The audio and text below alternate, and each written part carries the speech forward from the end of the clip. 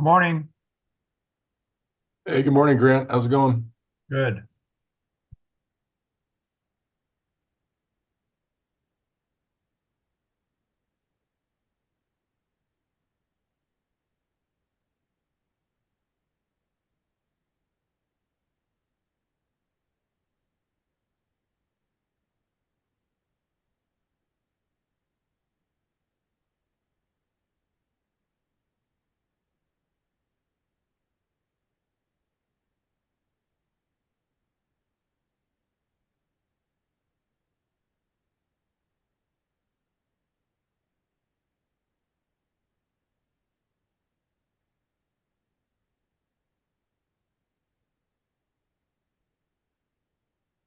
Good morning, Mr. Chair. It doesn't quite look like we have a quorum present. I think once one or two more join, we should be good. So I'll let you know. Okay.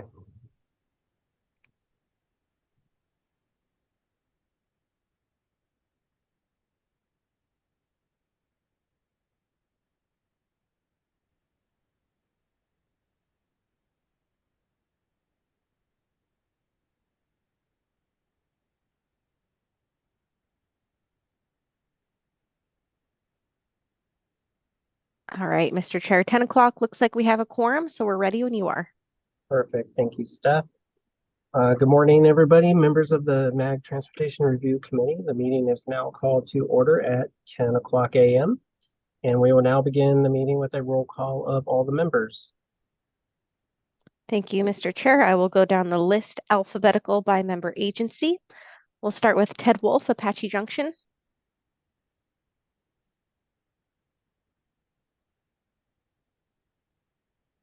Ted, I see you. Maybe you are muted. I can come back.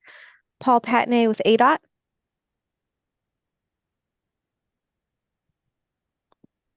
Raj Thoughtam, Avondale.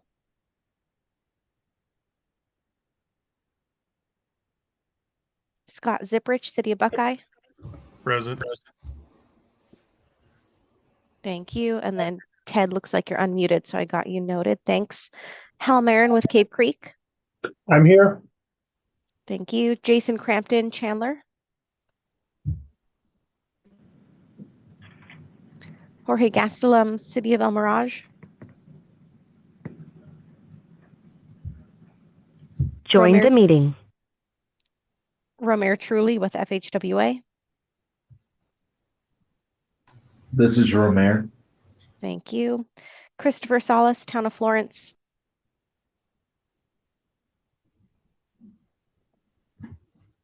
David Janover, Town of Fountain Hills. Present. Thank you. Jason Hafner with Town of Gilbert. Here. Thank you. Shahid Abbas, City of Glendale.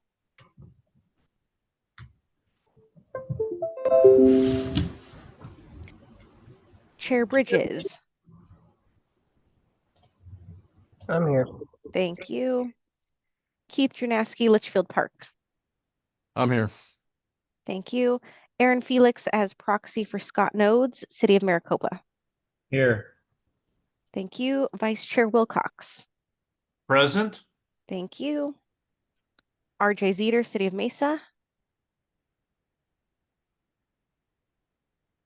Shar Johnson, Town of Paradise Valley.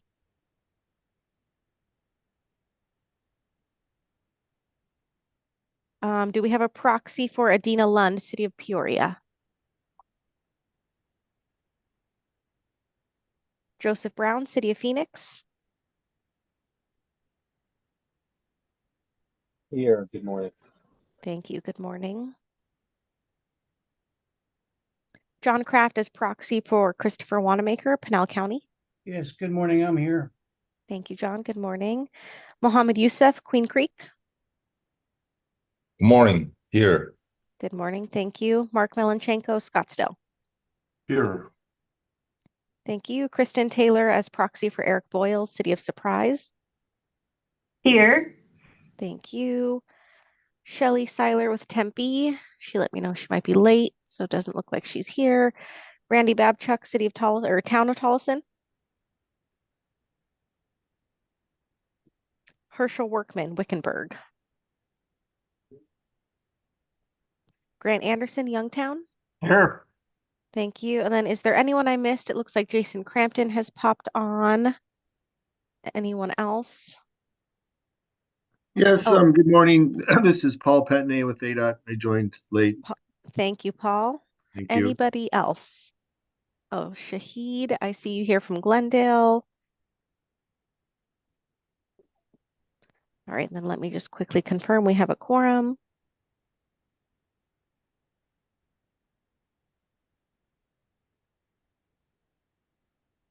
All right, Mr. Chair, we have a quorum. We can go ahead. Great, thank you, Steph. All right, our next item is call to the audience. MAG provides the opportunity for the public to comment on items that fall under MAG's jurisdiction that are not on the agenda or that are on the agenda for discussion but not for action. Members of the public are invited to submit written comments via the MAG website. Any comments received 2 hours prior to the meeting have been shared with the committee members, and I did see that, Steph, so thank you, in advance of the meeting and will be included in the meeting minutes. Have we received any online comments for the call to the audience? Yes, Mr. Chair, as you indicated, some comments were received. I believe it was 10, and those were sent out to the committee this morning and will be included in the meeting minutes. Excellent, thank you. All right, moving on to agenda item number 3, Transportation Policy and Planning Director's Report will be given by Tim Stroh. Tim? Thank you, Chair Bridges. Good morning, members of the Transportation Review Committee. It's great to see everybody this morning. I'm gonna keep my comments very brief since we have 2 very robust presentations on the agenda today.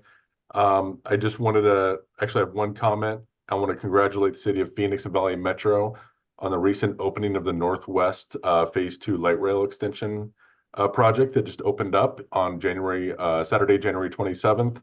This is a 1.6 mile expansion that includes 3 light rail stations, a 4-story parking garage, and a freeway crossing. I know that I drive up and down I-17 every single day, and it looks pretty cool with the all lit up with lights across the bridge and stuff. So this is a great project. The funding for this came from federal grants, the City of Phoenix, and Prop 400 sales tax. So just want to say congratulations to those folks. And Mr. Chair, that completes my update. All right, thank you, Tim. Next item, agenda item number 4 is for information only. Does any member of the committee have any questions or request a presentation on any of these items?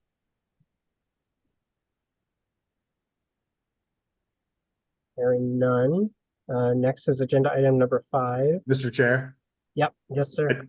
I did have one question, and maybe this isn't the proper venue for that. I noticed in the information that ADOT's authorization for right-of-way acquisition is only $1.5 million per year. I was wondering if that number was set in 1996 when this policy was put into place, because that doesn't seem like very much, and if that's something that needs to be revisited.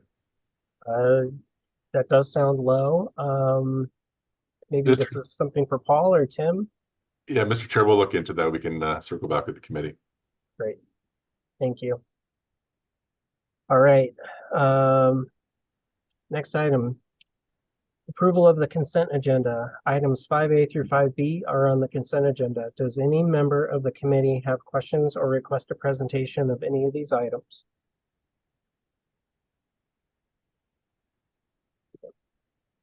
Hearing none. Is there a motion to approve consent items 5A through 5B?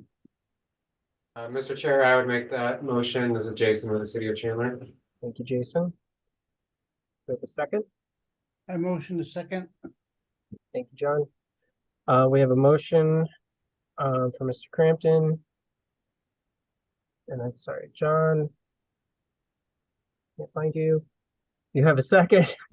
Can we go ahead and with those participating in the meeting online to take part in a voice vote by turning on their cameras and unmuting their audio? We need to see the faces of everyone to participate in the voice vote. This is to speed up the voting process. For those who cannot or do not want to turn on their cameras, staff will conduct a roll call vote. Staff will only call on those virtual participants who did not turn on their camera. Members, please leave your cameras on until after the roll call vote so that staff can count the people's names whose cameras are not on. So can I have a voice vote of those online? Those in favor say aye. Aye. Aye. Any opposed say nay. Staff, can you take a roll call of the members participating virtually who were not able to turn on their camera? Yes, Mohammed Yusuf, Queen Creek. Yeah, I'm And then- sorry, I have some trouble with the camera, but Oh, that's okay. We see you now. okay, And then thank you. Aaron Felix, proxy for Scott Knows with Maricopa. How do you vote? Aye. Thank you, Mr. Chair. The motion passes. Thank you, Steph. So moving right along, agenda item number 6 will be presented by MAG Transportation Funding Program Manager Patrick Stone. This item is on the agenda for information and discussion. Patrick? Thank you, Chair Brady, members of Bridges and members of the committee. Pleasure to be here today. I am going to, will I be able to share my screen, Jeremy? Oh, there we go. Yes, you should be able to now. Apologies, thank you. All right, hopefully my screen is up for everyone to see. We can see it. Awesome, thank you, Steph. As I said, good morning, Chair Bridges, members of the Transportation Review Committee. Pleasure to be here to present this item today. The Prop 4079 implementation overview and roadmap. So before I get into the balance of the presentation, kind of wanted to take a pause, talk about the regional investment plan, a little recap of the plan, provide some historical context. As you may recall, back in June of 2021, MAG Regional Council approved the Regional Strategic Transportation Infrastructure and Investment Plan, or RSTIP. Since that time, in September last year, the RSTIP was amended to codify changes set forth in Senate Bill 1102, which was the enabling legislation surrounding Prop 479. And the one thing to note is that this RSTIP serves as the basis for the improvements that are funded through Prop 479. So looking at the investment plan, I think this map does a very good job of highlighting the various improvements and investments the region's committed to making. You can see it crosses modal categories. It crosses the entire region, including arterial, freeway, transit improvements, notably high capacity transit. And what this really does is it builds off the success of Prop 400, but it expands what Prop 400 did. So looking at the investment plan by the numbers, as it were, one thing I wanted to note on this slide, I think you've seen the slide before, but in the lower left-hand corner, we look at the programmatic investments. And this is where I really wanted to make a point of emphasis, is that the region, in response to an uncertain future, decided to put allocations towards these programmatic categories. And what you see is, instead of just going through and highlighting 20 years worth of investments, it allows that opportunity to do check-ins every couple of years through a call for projects process to allocate funding towards these specific investment choices. So timeline, as you know, we're here today, February of 2024, and I really wanted to use this graphic. What comes up in this graphic is going to be a point of emphasis throughout this presentation. I think as transportation professionals, this will make a lot of sense, but we sit here today in February of 2024. Later this year, voters are going to consider the Prop 479 question on the ballot. Moving forward into next year, into 2025, we see the end of the half-cent sales taxes funded as part of Proposition 400. Those collections end on December 31st, 2025. And then moving forward a little, the next day, if you will, assuming a successful passage of Prop 479, we see the beginning of the collections of the half-cent sales tax associated with 479 beginning January 1st, 2026. So why are we talking about January 1st, 2026 and the implementation of Prop 479 in advance of November and in advance of when those sales taxes will be collected? So two things. There's really 2 points of emphasis. The first is on capital projects, talking about capital projects and what it takes to deliver those investments. And then secondarily, also transit service considerations and what's needed to deliver transit investments within the region. So first, I'm going to start talking about capital project considerations and what's involved here. This should be very familiar to a lot of you on the call today. talking about the project development process as it exists. And to note, a lot of work occurs before we actually get to the physical construction of the project. First, we start with the scoping phase, DCRs, design concept reports, but it's that high-level project development process, and also for those projects federally funded, involves the federally required environmental process.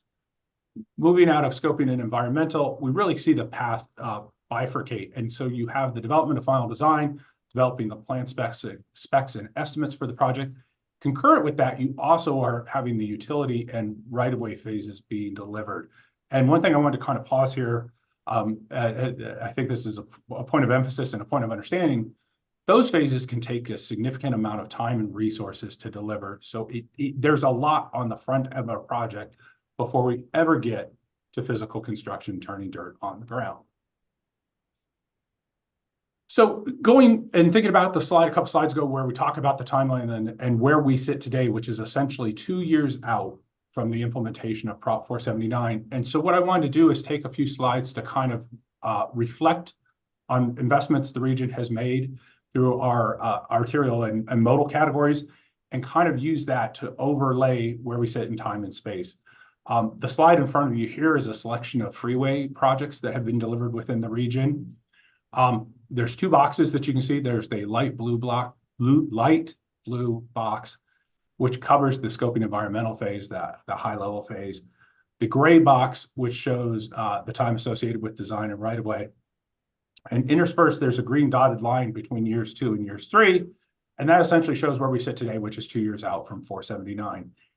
If you look at the projects listed on the screen, this is a good sampling. We didn't include outliers like South Mountain, which was a different project in and of itself. But you can see one project would have met the target if we started today, which is the bridge replacement for I-17 and Central Avenue. Most of the other projects would still be in that scoping and environmental phase at the end of year 2. Essentially, what that means is these projects take a long time to develop and to deliver, hence why the conversations are so critical starting today. Moving forward into the arterial program, funded both by a combination of both half-cent sales tax federal funds. You see a little more, I don't want to use the word success, but you see a few more projects closer to the 2-year, 3-year line. Again, a select portfolio of projects associated with the arterial program. But again, these projects take time. And one thing you notice as you move down the listing, starting at the top, those are the ones with the regional investment. And then we move into hybrid and federally funded where they have multiple fund sources. And then finally, the third one, I wanted to kind of show the development timeline. These are competitive funded programs. The regional call for projects that we do.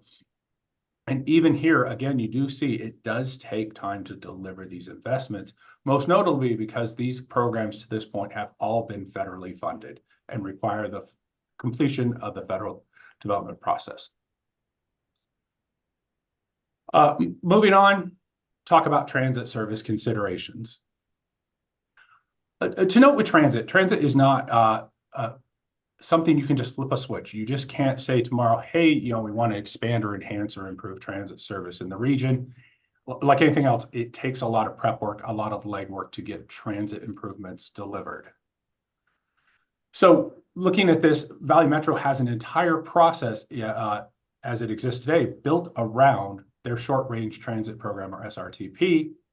And to think about it, if you want to get projects into that queue, if you want to start developing future enhancements or improvements, you have to look at transit from a jurisdictional impact. Most transit routes go multi-jurisdictional. So what are those impacts to neighboring communities? Even if the desire is there to expand that route or that service, is there the capital fleet available? Do we have buses in place? Same token, do we have drivers available?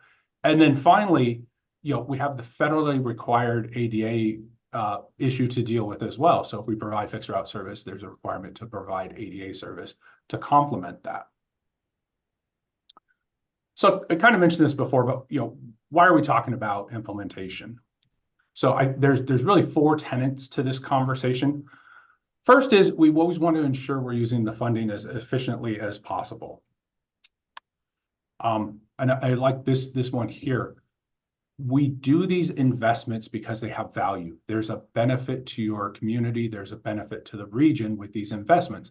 Obviously, the sooner we get started, the sooner these investments get completed, the benefit accrues to the public and your agencies that much quicker. As I noted with the transit consideration and saying that it's just not something you can flip a switch on, Valley Metro and member agencies, we need time. They need time to actually develop and identify and implement any types of service changes associated with transit. And then near and dear to my heart, the region gets federal funding. The federal funding is allocated on a use-or-lose basis. We don't want to lose funding to the region. We don't want to lose funding to our member agencies. So we always want to ensure we have a plan in place to deliver those federal funds. So looking ahead, how are we going to get there? So I want to start first talking about regional funding management. And if we look at the funding allocated to the region, we talk often about the half-cent sales tax, and as well we should. Significant investment represents 50% of the funding used in the region. But you also see we have quite a diverse portfolio of investment choices. We have federal funding from federal highways allocated both through ADOT and directly to the region. We have the region's share of the Highway User Revenue Fund, and we also have our FTA formula funds. Combine them all together, and what you get is you get the RSTIP. My apologies, excuse me. And so what we then look at is we have the RSTIP, and then we have to move from the plan into implementation. And the way we do that is through a series of management tools. The first of those, Freeway Lifecycle Program, the FLCP, this is implemented by our partners at ADOT. Moving on, we have the Transit Lifecycle Program, implemented by Valley Metro and member agencies. Next, of course, the Arterial Lifecycle Program, also implemented by member agencies. And then finally, we have those regional competitive programs also implemented by member agencies. So what I wanted to do here was kind of pause for a moment and focus on the lifecycle programs, the FLCP, the TLCP, and the ALCP. As noted, or as I can't think of the word, the three life cycle programs we have today are the three life cycle programs we will have tomorrow. One of the tenets of the RSTIP is that these three life cycle programs can continue on. We don't have any new ones. So it does make some of that work easier in that these continue on. As I know, the life cycle programs remain unchanged between 400 and 479. I want to first start looking at the freeway program and kind of talking about the freeway program as it exists today within the context of Prop 400. One thing is we have a defined list of projects within the Prop 400 freeway program. We know those investments we are going to deliver through the end of Prop 400. We know which projects they are, we know the funding, we know the timing. One thing, of course, is that those projects are not just half-cent sales tax funded. They also include federal funding and the highway user revenue funds allocated to the region. And one point of emphasis, this is probably the easiest of the three life cycle programs to transition. We have a tremendous history working with ADOT, over 40 years of delivering these types of investment to the region. And I think also paramount is this isn't the first time transitioning from a proposition to a proposition. Back in the 2000s, we moved from Prop 300 to Prop 400. Now we're moving from Prop 400 to Prop 479. And one thing, and I think this is really credit to the region, there's been thought and consideration and action taken to initiate efforts revolving around projects identified within phase 1 of the extension. Most notably thinking about on Interstate 10 at Baseline Road and also at Jack Route Trail, along with the new State Route 30 and then improvements to State Route 24. So looking ahead at the Freeway Lifecycle Program, what do we have to do? Well, first, we have to update the revenue estimates. As part of the development of the investment plan, these revenue estimates came from 2019 to 2020. We need to go through, review those estimates, and get them updated to today's numbers. Along with that, obviously, when revenues grow, we have to also look at updated project costs. I think a cautionary note here, this is a big lift. over 90 projects involved in the investment plan. This involves the consultant community working with our partners at ADOT. It's a big effort to update these. It's just not going in and saying, oh, it was X in 2020, it's Y in 2024. We have to look at the assumptions at the planning level, revise and review unit costs, and just make sure we actually have a good handle on what we think these projects would cost. Ultimately, those two items lead into developing an implementation schedule, specifically really for the near term of the extension, which are those projects in phase 1 and phase 2. And what this work will allow us to do is actually start sequencing the projects. Right now, we have them listed in 5-year increments, but we can start refining those down to say, this project will go in the first year, this may go in the second year. And that work will really begin in earnest after the May update of the Freeway Lifecycle Program, the fiscal year 2025 update, with the intent to bring this forward to policy committees and others later this calendar year after the vote. I'll pause right here for a moment. I've obviously put a bunch out there already. Mr. Chair, just pause for a moment if any members of the committee might have questions. Great. Does anybody have any questions? Sounds like you're doing a great job, Patrick.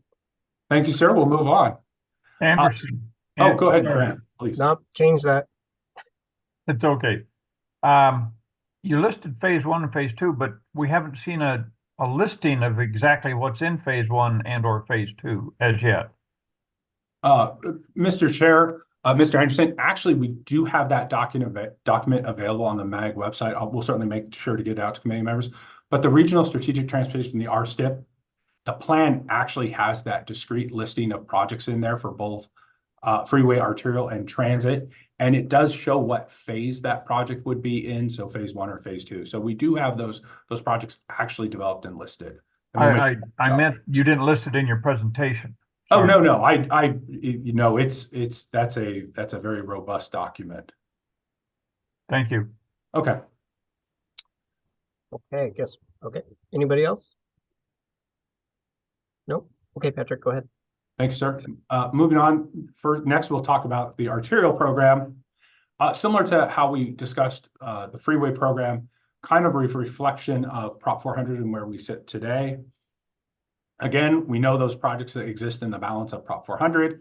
We know where they are and what the investments are associated with them. Somewhat similar to the FLCP, there is multiple funding sources, so it's not just the regional half-cent sales tax. There are actually federal funds associated with the ALCP. And one thing to note, the concept of the ALCP was it was intended to be a reimbursement program, but we've noticed that project development has actually caught up to regional funding. I think this is somewhat an outcome of the recession and other driving factors, but they now are in some measure of alignment. This graphic here kind of just summarizes that previous the second bullet point on the previous slide, but really as we move from Prop 400 to Prop 479, we do have a major shift in the ALCP, which is instead of having federal funding allocated to the ALCP, it will become a solely half-cent sales tax funded program. And then as we think about the transition of the ALCP from Prop 400 to Prop 479, a couple of questions that we need to consider. First is we have some policy considerations for the end of Prop 479. Two key points to discuss, one being we know there are projects scheduled that do not go to construction until fiscal year 2026. How long after the end of Prop 400 do we need to make funding available, or should funding be available? And then secondarily, and a large policy question becomes, what do we do with the two versions of the ALCP, the Prop 400 and Prop 479? Is there value in merging the two programs? Are there reasons they should be kept separate from a tracking perspective? But these are considerations that need to be developed, considered, and ultimately weighed in on.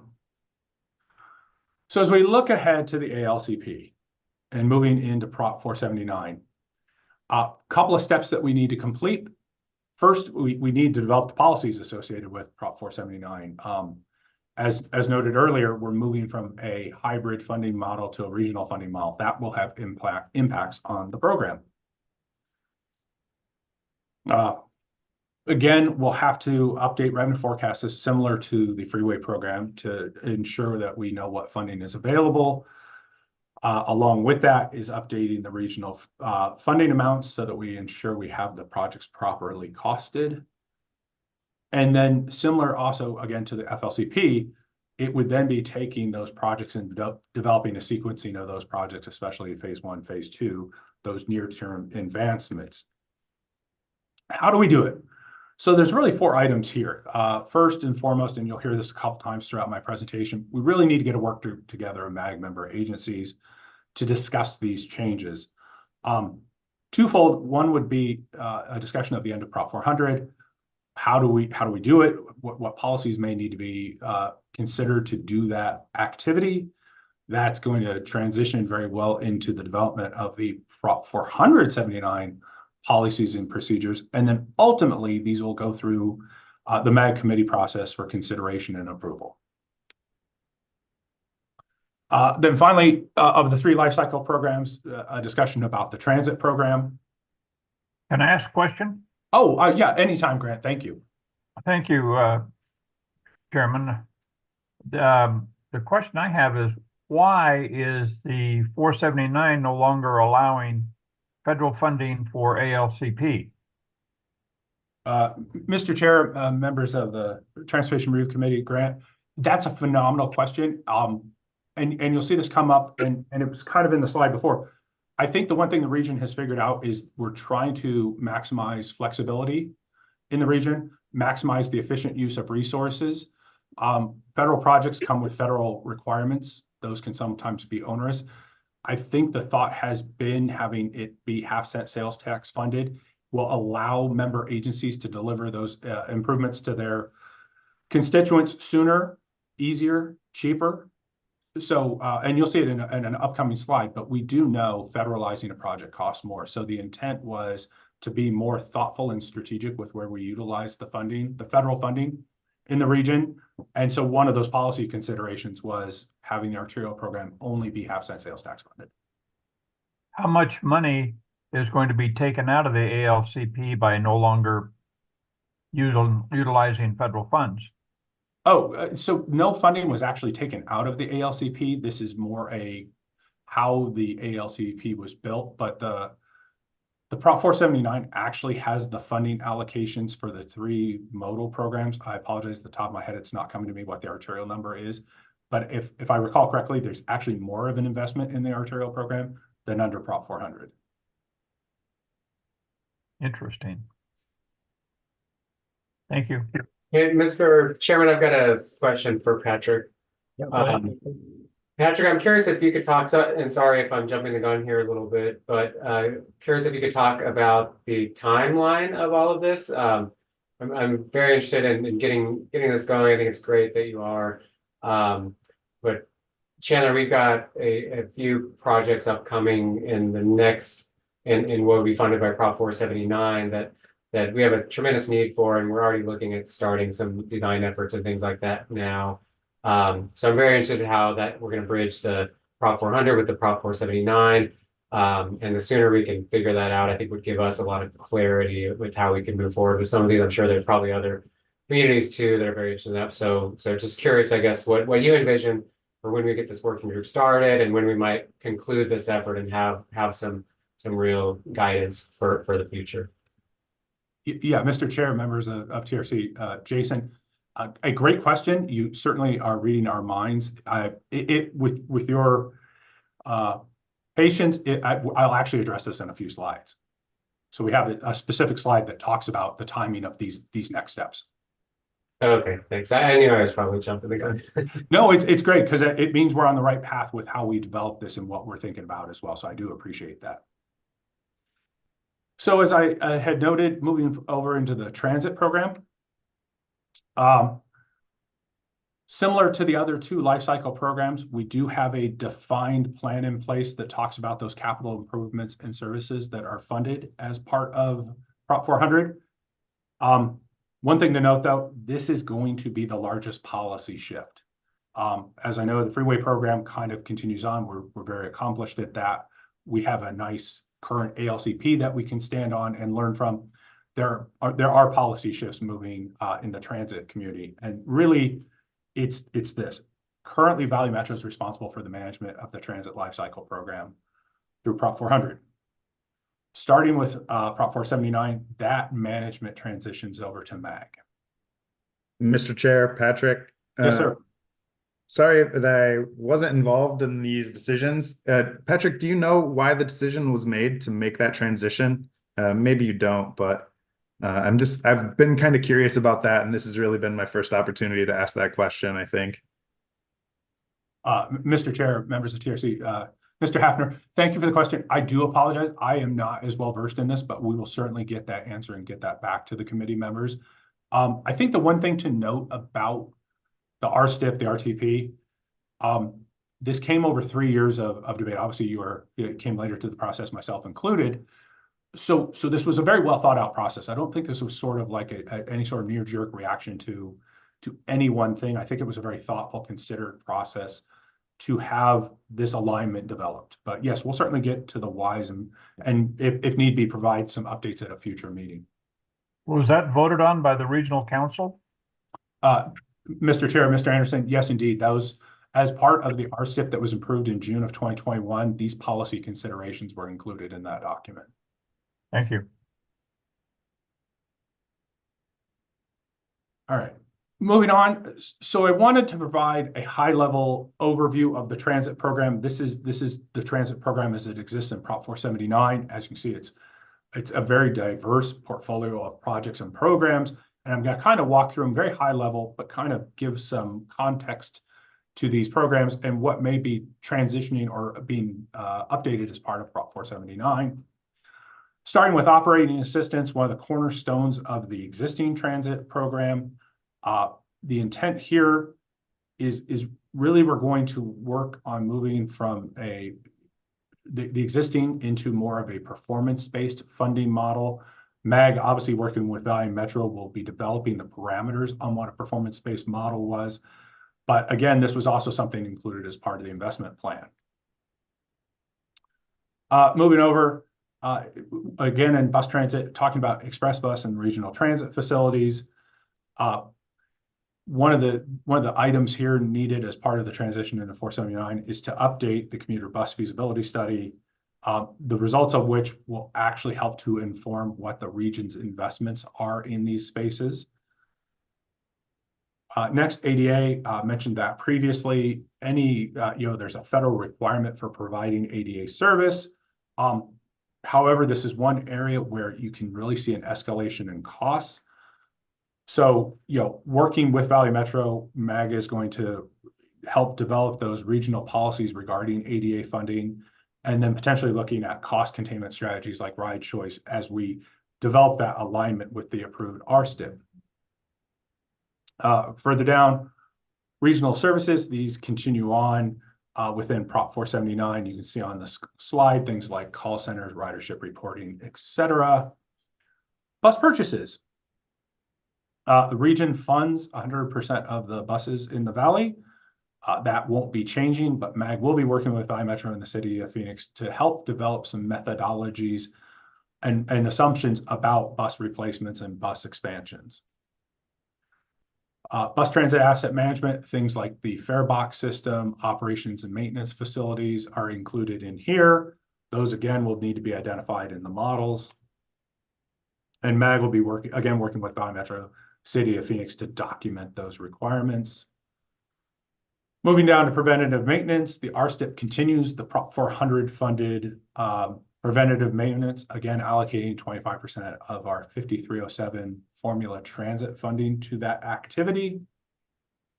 And then finally, moving over into the far right, the high capacity transit, a lot of legwork to be done here, working with Valley Metro, and member agencies to discuss the policies and parameters to get these projects out the door quickly. And here you can kind of see just a narrative of what that involves. Again, updating the policies, revenue assumptions, expenditure assumptions. Pause here real quick. Any questions on the transit slides? Patrick and Chair, this is Mark from the city of Scottsdale. Mark. Had some questions, a question about BRT. I know these plans were created a number of years ago. We've gone through a lot of different stages in life with COVID and kind of a different perception from the community regarding transit now. And I know it's not just in Scottsdale, but so we've been experiencing very, very high transit costs from Valley Metro. It's going up substantially over the past year or two. And there's also a question of cities implementing a corridor, say on Scottsdale Road for BRT, when Route 72 is not performing well. And so I think there's a lot of things to consider, at least from our end. We're very, very reluctant now to move ahead with BRT. So I think we would need to talk with our regional partners because we don't see anything positive right now that would steer us in this direction. And I just kind of wanted to know what the process would be. Would there be a letter that would be sent to Valley Metro as well as MAG regarding the thoughts from Scottsdale? Yeah, Mr. Chair, members of the TRC, Mark, a great question. I think you kind of see that thought, that theory, that theme running throughout this presentation is, this plan was developed, unanimously approved back in 21, but it was at a time and space, all of these slides, you've seen them come up time and time again, reviewing assumptions, revenue assumptions, expenditure assumptions, policy development. I think there are times and places for conversations about what is appropriate and what is necessary. So, and I think that's why, and I feel bad sometimes using the same phrase, but I do, but it is putting together these work groups. It is getting member agencies, MAG staff, Valley Metro, to have conversations about what's appropriate for the region, what's needed, and hear those voices from your community and others, if you feel there have been changes on the ground that may impact what those visions are. So yeah, I think that's just going to be a tenet of all of this process, is constant communication, coordination, and collaboration about how this whole program moves forward. Because it could be where we would, because I know BRT would connect Chandler with Tempe and Scottsdale.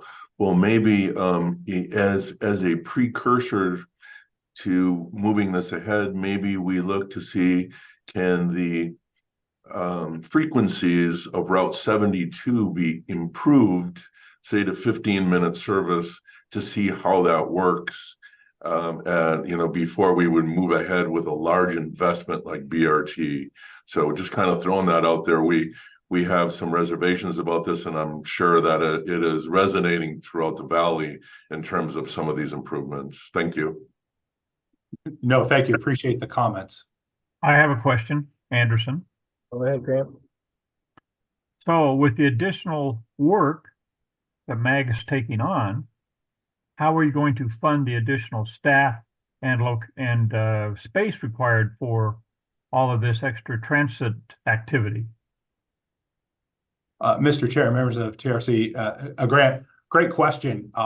As part of all of this policy conversation, as part of this framework development, those are considerations as well of staffing, spacing, roles, responsibilities.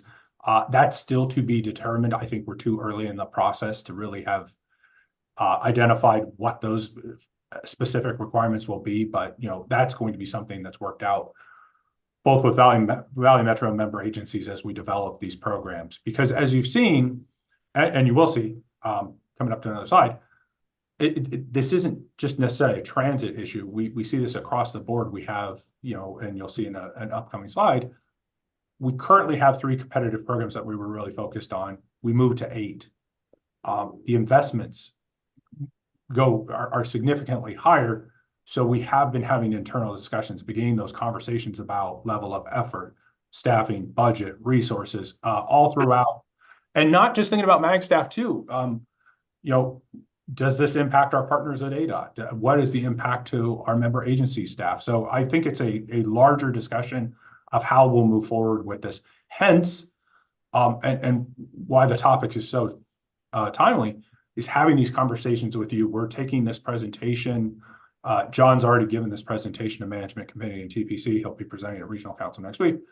But throughout the month of March, this very presentation will also be delivered to our technical committees, our transportation technical committees. This will be on the street committee agenda for next month. It'll be at the active transportation committee. So I think there's a lot of opportunities to get that feedback. And that's why we're getting this message out here now is we know this is going to take a lot of effort. And we're still trying to figure out exactly what that effort entails. Thank you. No, thank you. That's a phenomenal question. I do appreciate it. All right, moving forward into the competitive programs. The fourth tenet of the RSTIP, if you will. And really want to use this slide kind of to show that transition from the 400 competitive programs really into the 479 space. Obviously, the biggest thing is at the top of that slide. Under Prop 400, those programs were funded with federal funds.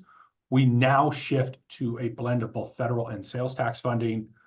Couple things here. We know there is a huge demand for these types of projects, for these types of programs, for these types of investments. As I noted earlier and reemphasize here, federal funding has costs associated with it. We've seen it. It just takes longer. There's an environmental process required. It just costs more. They do take longer, as noted on the slide, somewhere between 20 and 50% more. So the thought in moving into a hybrid model for the funding is we may be able to be much more strategic in our investments and allow those benefits to be delivered quicker. So kind of piggybacking off that prior comment and answer, under Prop 400, you really looked at the three investment categories, bike ped, air quality, and ITS. And really now we moved into just such a larger space. We have 8 different investment categories, 5 new categories, and you'll see this come up later. These are 5 new programs. These are 5 programs that don't exist, don't have policies, don't have frameworks built around them at this point in time. So what do we do? Next steps, looking ahead in the competitive programs. So the priority is going to be given, there are 2 fully federally funded investment programs. Those are the arterial rehabilitation program and then the arterial widening, which is for new and widened arterial facilities. As these are federally funded, we need to get started on these sooner than later. We're really looking at fiscal year 2026, 27, 28. And if you'll note from the timeline slide and other slides, understanding the project development process, we need to get these things started sooner than later. How do we accomplish that? As I've said many times, a work group of member agencies will be convened to develop program policies. Those policies will once again move through the committee process here at MAG for consideration and approval. And the goal with these 2 programs is to have a call for projects out later this calendar year, targeting sometime in the fall, which would be to fund fiscal years, I believe, 26 through 2028. Again, moving forward, looking at those competitive programs. So we also have needs in developing these programs and delivering these programs. Studies are a critical component of this. We have a current active transportation plan. That active transportation plan requires an update, needs an update. So we need to get that study going to update that active transportation plan. The SM&O plan, developed and approved back in 2018, again, needs a refresh. So we want to get those activities started. And then I think the big lift, and what you'll hear a lot about in the upcoming months, is an emphasis and focus on safety within the region, really having policy discussions about transportation safety. The metrics in the region aren't where they should be or where we'd want them to be. So really looking at discussions that will inform the update to the Strategic Transportation Safety Plan. And one thing about safety, along with other things, is it goes across the board. It's not just confined to a safety program. It's a consideration in almost everything we do here at MAG and at your agencies as well. So to summarize, here's where we're at. We're going to start these efforts soon. The immediate need is really the technical work, building out those frameworks, kind of to as noted on earlier slides, first and foremost, top of mind will be the Prop 400 ALCP policies and procedures. What does the end of the Prop 400 ALCP look like? Concurrent with that, also developing those 2 new arterial programs, such that we can have a call for projects later this year. And then moving into the fall and to kind of pick up on Mr. Crampton's question, considerations for the fall, one of them is the Prop 479 ALCP. What does it look like? How do we administer it? What's the framework? You noted on another slide, we talked about how do 400 and 479 relate to each other? And then as also shown earlier, the lift that is development of the TLCP policies and procedures. The intent from myself, others here at MAG, is to provide regular updates to this committee and others as we move through this process to keep everyone well informed on what's going on. And with that, Mr. Chair, members of Transportation Review Committee, that concludes my presentation. I'd be happy to answer any questions you might still have. Thank you.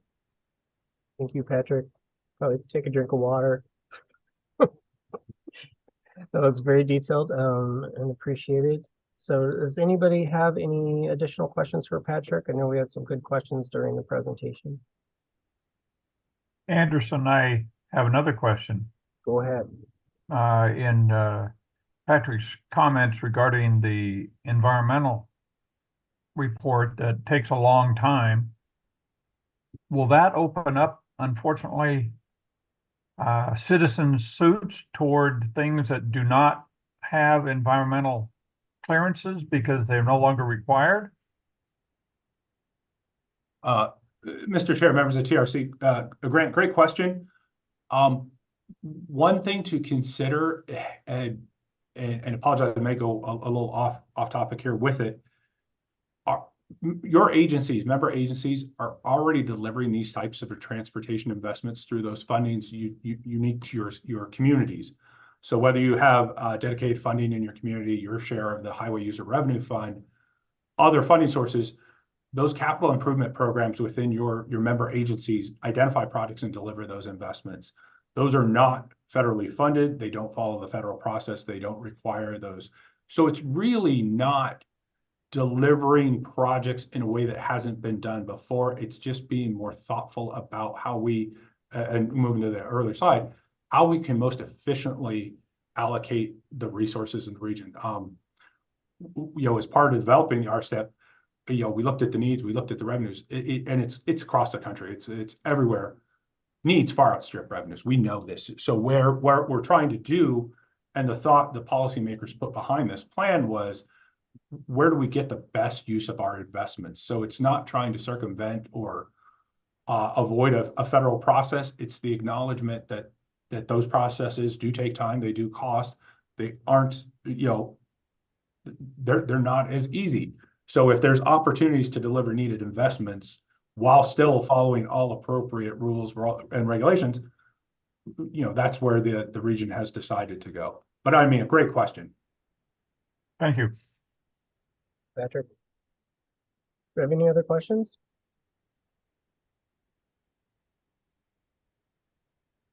All right, hearing none.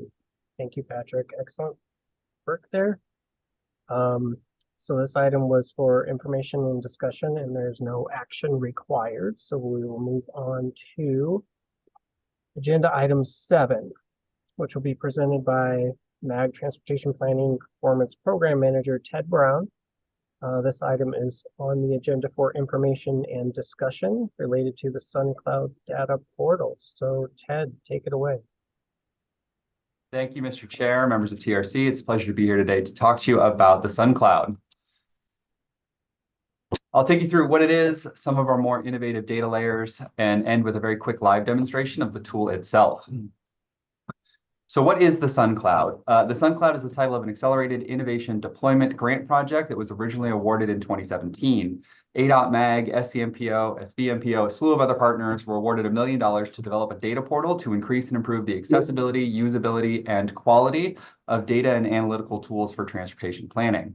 Now, while the goal of the project was to better understand the needs in the corridor and help align policies and investments, one side benefit we've heard over and over from our partners, especially our rural partners, is what a benefit this is to have for our region, as it provides high-quality data sets across the entire study area. That study area for our project, the Sun Corridor, refers to a 5-county area in southern Arizona. We have Maricopa, Pinal, Pima, Santa Cruz, and Cochise counties. That covers about 30,000 square miles of land and somewhere in the neighborhood of 85% of the state's population. We needed many hands to make light work, and so we started a coalition, a robust team of stakeholders that included all the MPOs and COGs in the region. We also had some county agencies and, of course, our partners at ADOT and FHWA.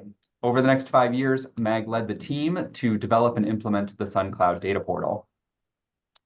So I want to touch on some data layers. We have 22 distinct layers in the final platform. I obviously can't cover them all. I will say we cover all the traditional transportation data sets you would imagine, from modeling to counts to condition data. This being an accelerated innovation deployment grant, though, we obviously had to do some innovating, and so I'm going to highlight 3 of our data layers.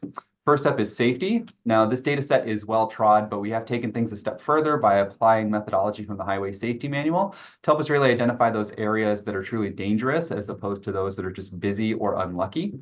To do that, we've had to combine crash data from ADOT with our modeled AADTs and the best available safety performance functions.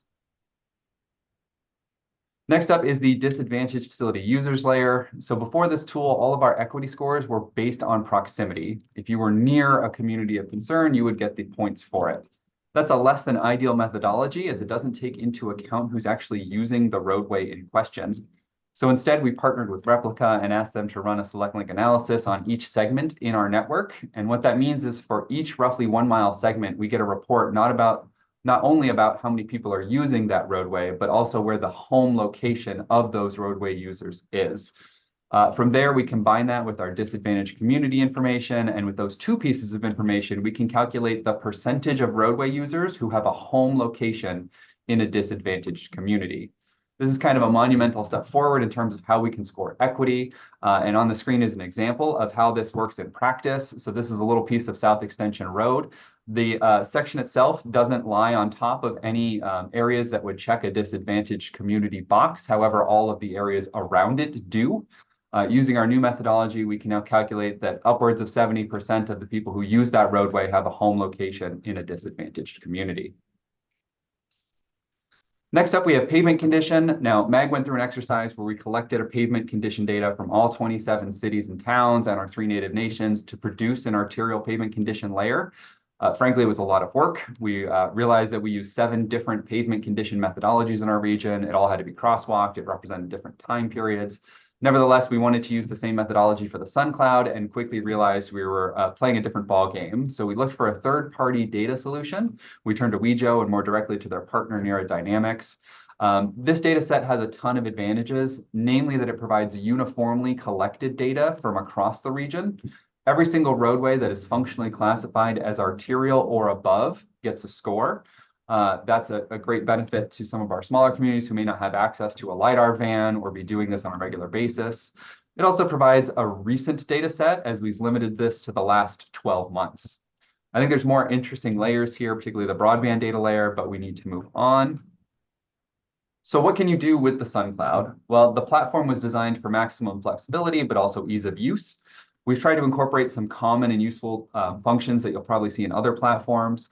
But we had 4 kind of main goals we wanted to accomplish. The first being you can easily switch symbolization between commonly used attributes for each individual layer. So I don't mean just switching between layers, but switching what is symbolized within the layer. You can also filter the data by attributes. That is to say, you could say, I only want to see roadways that have more than 50 crashes, and it would produce that map. Or by geography, you can zoom in and say, I only want to see my city, my MPO, my county. We've also included the ability to get that information out of the platform, either as a printing map, so you could export like a PDF, or you can export the data holistically to continue your analysis in the software of your choice. So our motto throughout this project was kind of, different strokes for different folks, and this is the culmination of that. Out of the box, we've provided our recommendations for weighting based on nationwide best practices and our professional judgment. But we knew that with a dozen agencies involved in developing the platform and covering dozens of additional agencies, there was no way we were going to successfully land on a single weighting scheme that was going to make everybody happy. So instead, we've built a widget where you can set your own weights on the fly in your browser and rescore that entire 5-county area in no time. If bridges aren't important to you, you can set them to 0 and rerun the analysis. If you think reliability is more important, you can crank that score up, hit rescore, and away you go with a bespoke set of weights tailored directly to your needs. We're very, very proud of this feature and the flexibility that it provides our end users. And with that, I'm going to switch over to a quick demonstration. So here is where you land on the SunCloud data portal. And you'll see on the side here, we have all of our different data layers. Right now, we're displaying the pavement roughness or pavement condition data. I'm going to go ahead and switch that over to our safety road segments. Now it's displaying the excess expected high severity crashes for our region. I can change this radio button to change the attribute being displayed. So I'm going to switch that over to bicyclist and pedestrian fatal and severe injuries for our region. From there, I could switch over to our filters tab, and I can now select what kind of filter I want to apply. I'm going to go ahead and select cities. And then I'm going to pick on Chandler today, and it will zoom in directly to Chandler and then cut off all the extraneous information on the map. From there, I could go and I could export this as a print map to include in reports or emails. I can look at the underlying data that I'm seeing on the map, and then I could export that data into any format I'd like, CSV, JSON, GeoJSON, you name it. I can also click on individual segments here to get additional information about the roadway network. Since we're on the safety layer, we get things like the number of crashes, the rate of crashes, the level of safety service, so on and so forth. I also wanted to provide you with an example of how this is useful in practice. So for a moment, let's pretend that we've got a notice of funding opportunity or a NOFO coming out that has a really heavy quantitative bend. And let's say that they're really interested in bicycle and pedestrian fatalities, pavement roughness, and we'll say reliability. So I've moved all those sliders to reflect their importance. It is automatically updated to lower the importance of the other ones, so we always stay at 100%. And then I can hit rescore and it'll flash. And then a couple of seconds later, we will get a brand new scored network that is solely focused on the weighting scheme that we applied here. So all of the ones you see that are light yellow would be really good quantitative fits for that hypothetical NOFO. Let me switch back to the presentation. I just want to leave you with a couple of useful links here. We've got our main site, we have an information site, we have a training video. We spent about 75 minutes with all the project partners clicking through every button on that webpage so you can understand how they all work.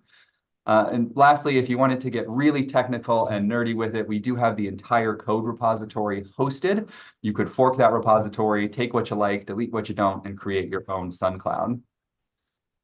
And before I wrap up, I just want to address the question that I get asked the most after giving this presentation, which is there a plan to keep the platform up to date? And the short answer is no. The longer answer is that most of the data in this platform will stay useful and relevant for multiple years. Some things like bridge condition isn't going to change dramatically on an annual basis. However, some of the more useful layers do have a shelf life, and so we are continuously looking for opportunities to fund the platform's upkeep and have recently identified a federal grant opportunity and have already submitted an application for that. But now is definitely a great time to be hearing about the SunCloud, as we estimate we have another 12 months or so before we really need to dig in and start refreshing those data sets. Mr. Chair, that completes my presentation, and I'm available for any questions. Great, thank you, Ted. Does anybody have any questions for Ted?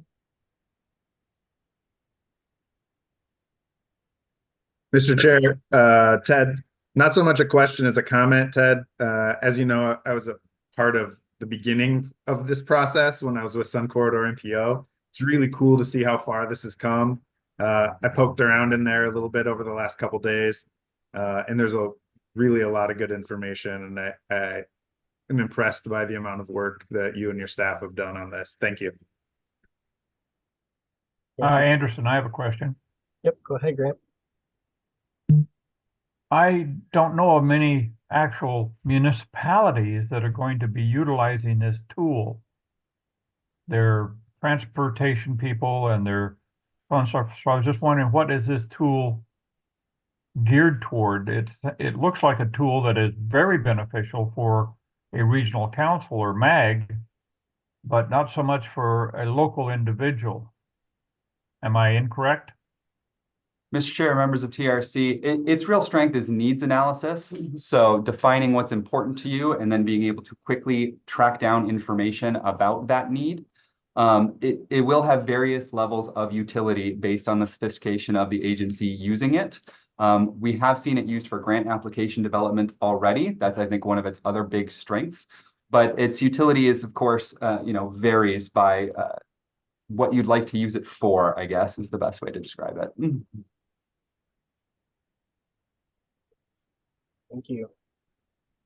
Yeah, it to me looks like for grant applications, this would be phenomenal source of information because pretty much get asked all those questions for every grant that I've been looking at recently. So that's very helpful.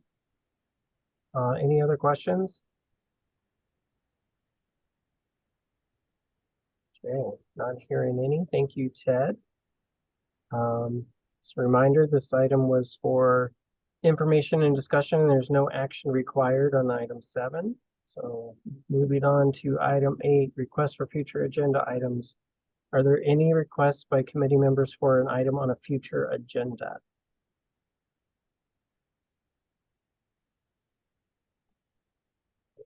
Not hearing any. We'll move on to item 9. Any comments from the committee? Does anybody have any comments or announcements they would like to make?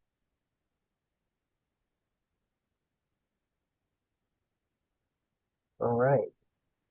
Hearing none, we will go ahead and, oh, Paul, yes, please go ahead. No, I'm sorry, Mr. Chair and members. Just want to let everybody know that the ADOT tentative 2025-2029 5-year program will be out for public comment starting March 1st.